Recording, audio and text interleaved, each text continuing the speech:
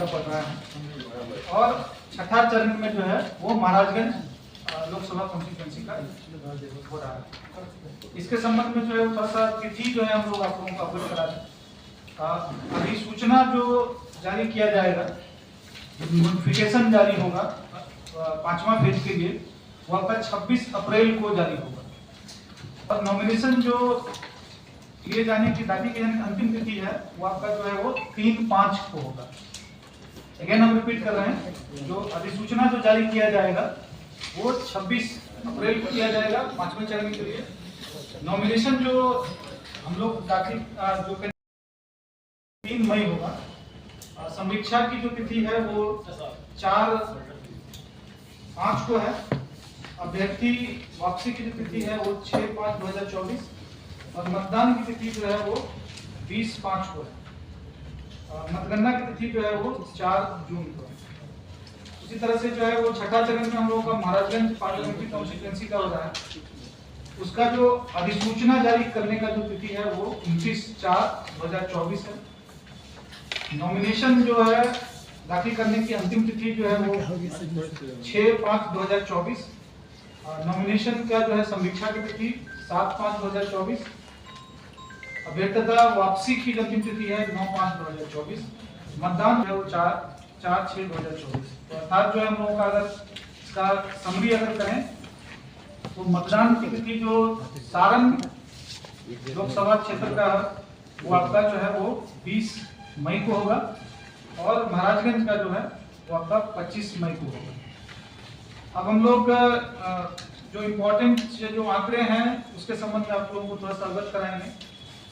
इसमें जो वो है इलेक्टोरल रोल, तो इलेक्टोरल रोल के संबंध में आप लोगों को अवगत हम लोग करा दें कि पूरा जो जिला का जो है हम लोगों ने SSR में और उससे पहले भी जो कंटिन्यूअस जो अपडेशन होता है उसमें हम लोगों ने काफी अच्छा काम किया है। उसका मैं आंकड़ा आप लोगों के सामने प्रस्तुत कर देना चाह रहा हूँ कि कुल जो है हम लोगों के जिले में 20,55,859 जो है पूरे मतदाता हैं। उसमें पुरुष मतदाता आपके हो गए 15,98,316 और महिला जो है वो 14,57,534 और ट्रांसजेंडर जो है उसमें 9 है। ये आंकड़े सभी आप लोगों को जो है वो हम लोग दे दिए हैं। इसमें जो है वो सर्विस वोटर है, तो सर्विस वोटर के लिए जो है वो 11,210 सर्विस वोटर हैं। और PWD मतदाता हम लोगों ने इस बार जो है वो प्रयास किया और आयोग के द्वारा जो है ये निर्देश दिया गया था कि हम लोगों को मतदाता सूची को जो है वो इंक्लूसिव बनाना है। इंक्लूसिव का अर्थ यह है कि सभी तरह के जो लोग हैं उनको जो हम लोग मदद। उसके अतिरिक्त जो है आयोग का निर्देश यह था और बार-बार हम लोग जो है वो आप लोगों को भी अवगत कराते आए हैं कि एक कंसर्न हमेशा रहता है कि जो हमारे युवा मतदाता हैं वो ज्यादा पार्टिसिपेट नहीं करते हैं और मतदाता सूची में वो नहीं रहते हैं। हम लोगों ने इस बार जो है स्पेशल असम्बली डिवीजन में एक अभियान चला के 18 से 19 साल के जो मतदाता है उसको हम लोगों ने जोड़ने का प्रयास किया। एक आंकड़ा सिर्फ हम लोग आप लोगों को बताना चाहेंगे कि जब ड्राफ्ट का पब्लिकेशन हुआ था अक्टूबर 2023 में, तो जो आंकड़े थे युवा के लगभग 5,000 थे। मतलब पूरा जो है जिले में मात्र 5,000 18 से 19 के मतदाता थे, 106 हो गए। तो हम लोगों ने करीब 29,000 जो है युवा मतदाताओं को हम लोगों ने जोड़ा है। उसके बाद जो है महत्वपूर्ण जो है कि चूंकि हमारा मतदाता है काफी युवा है, तो उसमें जो 20 से 29 पे भी फोकस करने के लिए जो है आयोग का डायरेक्शन था।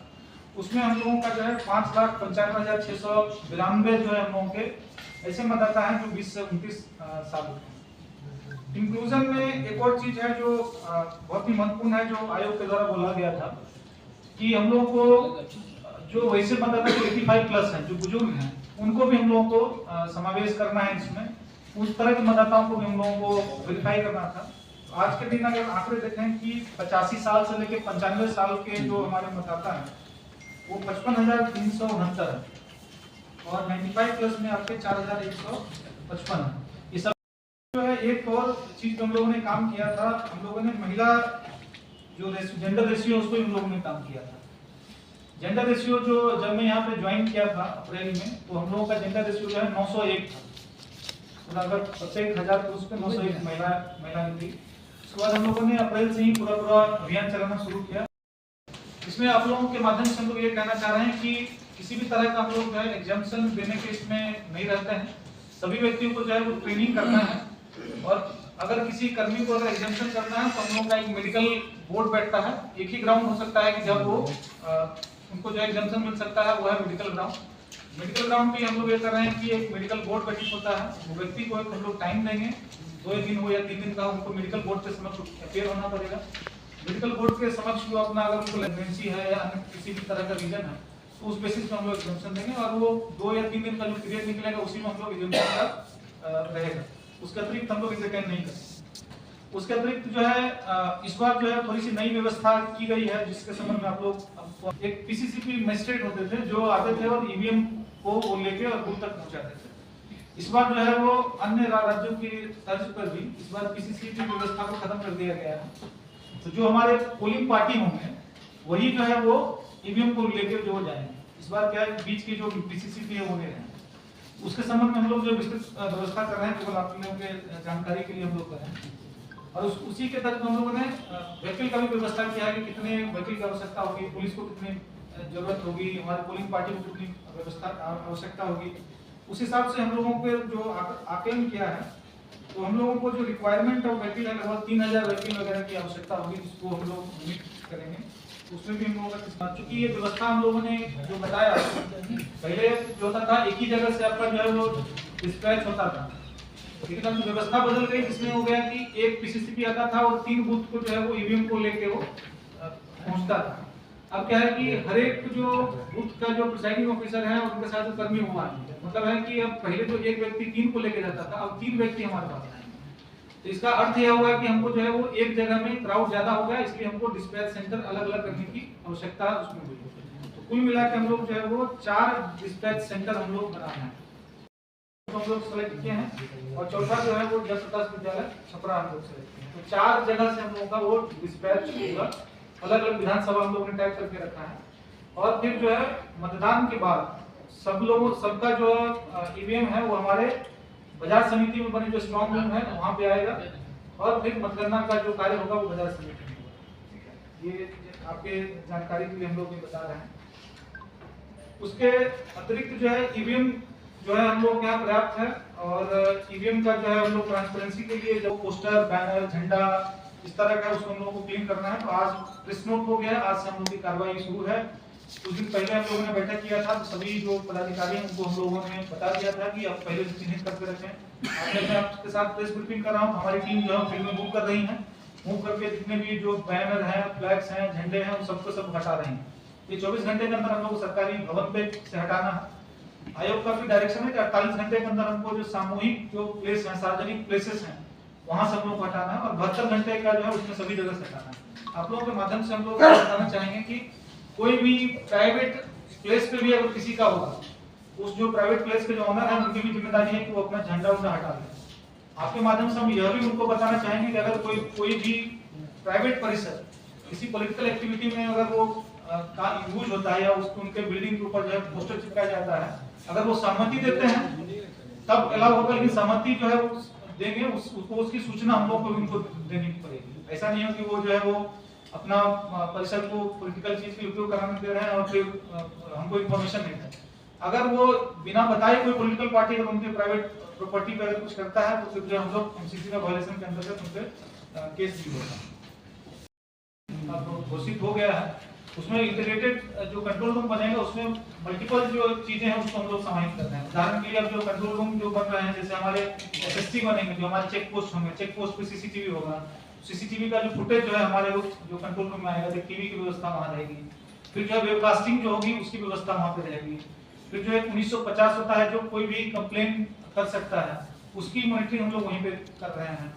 फिर उसके अतिरिक्त जो है सीविजिल जो होता है, जो होटल कोड ऑफ कंडक्ट का वायलेशन होता है, उसकी मॉनिटरिंग हम लोग वहां पे रहेगी।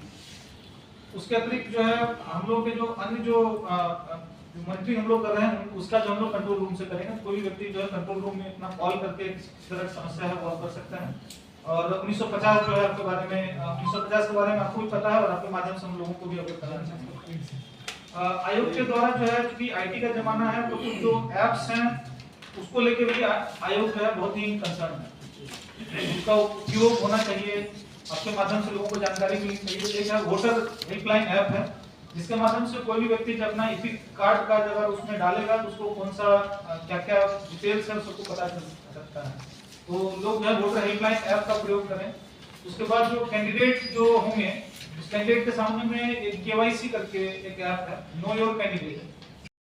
सुविधा पोर्टल का भी है, जिसमें जो हम लोग आज से ही हम लोग का जो सिंगल विंडो है वो चालू हो जाएगा। और सिंगल विंडो के माध्यम से जैसे पॉलिटिकल पार्टी किस तरह का वाहन का उनको करना है, कोई सभा करना है, जो अनुमति इन लोगों को देना होता है वो हम लोगों का चालू हो जाएगा।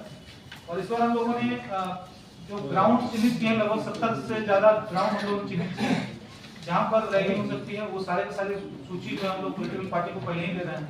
और इस बार हम लोगों ने एक पहले ही काम किया है कि उस ग्राउंड पे कितनी जो है क्षमता होगी, वहाँ पे सिक्योरिटी का क्या अरेंजमेंट होगा, क्या वहाँ पे चॉपर उतर सकता है, हेलीकॉप्टर उतर सकता है, नहीं उतर सकता है, उन सभी चीजों को जो है पहले हम लोगों ने अंकित करके जो है पॉलिटिकल पार्टी को हम लोग दे रहे हैं। लास्ट में 2-3 बिंदु है जो आप लोगों के साथ शेयर करना चाहेंगे। आयोग का जो आप लोग सुने होंगे, उसमें जो है और आयोग का जो है वो निष्पक्ष चुनाव कराने के लिए जो है वो 4M को बोलते हैं। आप लोग सुने होंगे, मैं केवल रिपीट कर दे रहा हूँ। सबसे पहला जो है कि मसल, अगर वो आयोग का एकदम स्पष्ट है कि किसी भी तरह का अगर मसल पावर का यूज होगा उसको बर्दाश्त नहीं किया जाएगा। उसमें अगर कहीं भी कोई अधिकारी लैप्सेस में अगर पाए जाएंगे तो उनको इमीडिएट एक्शन होगा। दूसरा है मनी, जो मनी का अगर कहीं किसी तरह का ज्यादा निगरानी रहे। हम लोगों की निगरानी जो है हम लोगों ने अपने स्तर से यहाँ पे बैठक की है और सभी जो स्टेक होल्डर है उनको हम लोग अवगत करा दिए हैं। उदाहरण के लिए बताएं कि हम लोग जो है एडीएम के माध्यम से अभी मॉनिटरिंग कर रहे हैं कि कोई बैंक अकाउंट मान लीजिए गवर्नमेंट पर हुआ था, इसमें कुछ भी ट्रांजैक्शन नहीं हो रहा था, क्या तुरंत जो है वो ट्रांजैक्शन शुरू हो गए। मान लीजिए किसी अकाउंट में जो है वो पहले बहुत कम एक साल में कम पैसा जो है वो आते थे, एकाएक बहुत ज्यादा आने लगे। इस तरह के जो है आंकड़े हम लोग अपने स्तर से समीक्षा करेंगे और मनी का मूवमेंट है उसको कंट्रोल करेंगे। तीसरा जो चीज है जो आप लोगों के लिए बहुत महत्वपूर्ण है वो है 4M में तीसरा M है मिस इन्फॉर्मेशन। मिस इन्फॉर्मेशन का जो है कि आयोग का ये कहना है कि आप लोगों के माध्यम से अगर कोई भी सूचना अगर मिलती है तो पहले वेरीफाई कर लें, फिर उसको प्रचारित करें, एक जानकार सूत्र से कर लें। जैसे अभी आप लोग कुछ दिन पहले देखा होंगे कि चुनाव आयुक्त के द्वारा जो है उनका ये भी उनका नाम भी नहीं आया था, किसी और का नाम जो है वो प्रसारित करके जो है वो व्हाट्सएप पे चलने लगा था। तो ये मिस इन्फॉर्मेशन को भी हम लोग कंट्रोल करना है। आप लोग को मिस इन्फॉर्मेशन के संबंध में बता दें कि इस बार आयोग बहुत सख्त है और आयोग का स्पष्ट डायरेक्शन है कि अगर किसी भी तरह का मिस इन्फॉर्मेशन जो है अगर आता है उसमें जो है वो आईटी एक्ट के अंतर्गत जो है वो उन पे एफआईआर दर्ज होगा, चाहे वो सोशल मीडिया वाले हैं। उसमें एकदम क्लियर कट है कि क्रिटिसिज्म आप करें, कोई दिक्कत नहीं है। आपको अगर कोई चीज गलत है तो आप उसके बारे में अपना मंतव्य दे सकते हैं, लेकिन आपको पता चला है कि सोर्स आपको वेरीफाइड नहीं है, कुछ भी आप बोल रहे हैं, ठीक है, तो जो भी बोले तथ्यात्मक रहे तो कोई दिक्कत नहीं है। लेकिन आप अगर मिस इन्फॉर्मेशन फैलाएंगे अगर तो उस पर एक्शन होगा। तो आप लोगों के माध्यम से वैसे लोग जो मिस इन्फॉर्मेशन फैलाते हैं और खासकर जो सोशल मीडिया में अक्सर जो है शेयर, तो ये मॉडल कोड ऑफ वायलेशन का भी जो है बहुत ही आयोग सीरियसली ले रहा है। ये 4M जो है वो आयोग के द्वारा जो है वो क्लोजली मॉनिटर किया जाएगा। हम लोग अपने स्तर से इसको इंश्योर करेंगे कि किसी तरह का कोई दिक्कत नहीं हो और हम लोग जो है निष्पक्ष रूप से और भयमुक्त वातावरण में चुनाव कराने के लिए प्रतिबद्ध हैं। और आप लोगों के समक्ष हम ये कहना चाहते हैं कि हमारे स्तर से ये डायरेक्शन एकदम पूरा क्लियर है। कहीं भी कोई कर्मी चाहे छोटा हो बड़ा हो उसको जो है वो इम्पार्शियलिटी का जो है पार्ट अलग से पढ़ा दिया गया है कि भाई आप निष्पक्ष हैं।